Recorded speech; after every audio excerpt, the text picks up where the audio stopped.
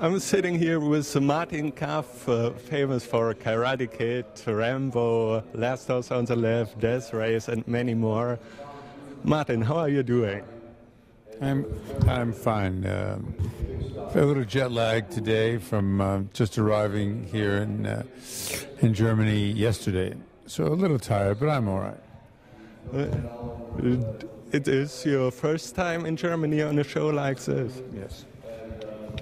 And do you having fun, or isn't it crowded enough for you? Well, we could use more people, but no, it's enjoyable. The people are very affectionate, and I enjoy. It's my first time to Germany, so it's all very new. But everybody's trying to make one feel very comfortable. So I'll start with the movie questions. One of your first parts was in The Last House on the Left, the first movie of Wes Craven. Did you see it back then in your part which big director is going to come up with Wes Craven? No, I've never liked the movie. I still don't like it. I didn't like it when I saw it. They wanted me to play Krug, the lead character, and my good friend David Hess, I dressed him up in big and many sweaters and made him appear larger than he was, and he got the part and he did the music, but I've never liked the movie, but I know it's a cult classic. Thank you.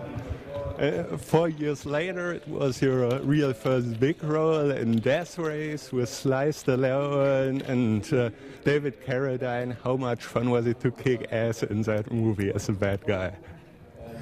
Well, we had a good time. I think, I just had come to Hollywood, and I was in Hollywood all of 1 year, and I think Sly and I did Capone with Ben Gazzara and Susan Blakely right before that, also for Roger Corman. And 3 months later, we did Death Race 2000, and it was enjoyable. I never thought it would be a cult classic. Never did. And then I went on to do Rambo with him, and,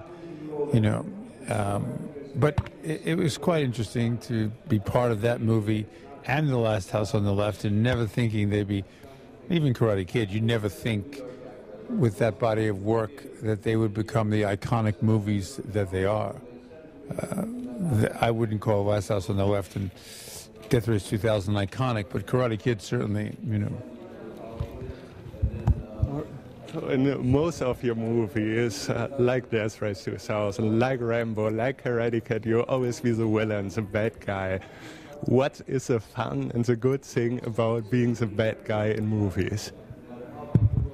Some movies are more enjoyable than others when you're playing the bad guy. I just finished a film called The Falcon Song, and how it was written was that the character was the obvious villain at the very beginning, buying up everyone's ranch so he can maintain the mineral rights, but ultimately he had a pirate background, and the ancestors of this character were pirates, so we did a lot of interesting rewrites and had a sword fight at the end, and it was really enjoyable to play a villain when you have a very flexible director, and then you can really bring in new charming things to the character, that the elements are totally different than just the darkness of a John Kreese, which is pretty much black and white.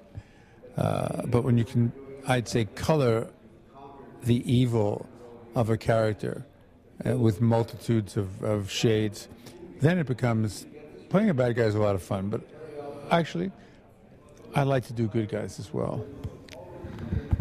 And one of your biggest success with critics was Wyatt Earp with stars like Kevin Costner. How did you end up in that movie, and how much fun was it to shoot a big picture like that? Well, I'm very much involved in the rejuvenation of the Western, and Kevin was a friend, and we had a great part. I mean, I had a great part in there. It was Ed Ross, and a real-life character in history, and sort of it's a pivotal role for the turning of Wyatt Earp to experience his power back in 1869 before he became this renowned character. But I just enjoyed it. It was one of those movies where when I left the set, I cried. I had such a good time, I believe it. I read on IMDb you're following up some movies with pretty strange titles like Hotel Arthritis or Bring Me the Head of Lance Henriksen. What can we expect from that movies? Well, Bring Me the Head of Lance Henriksen was... Bring Me the Head of Lance Henriksen was... there was an actor, Michael Worth, who I worked with in a movie called To Be the Best.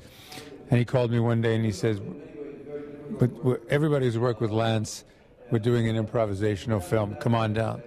So I went down there and we shot at a studio and we just did it for the day. And everybody had very bizarre, dark vignettes of how they, were involved with Lance in his life. And it was funny. I have no idea what to expect, I really don't.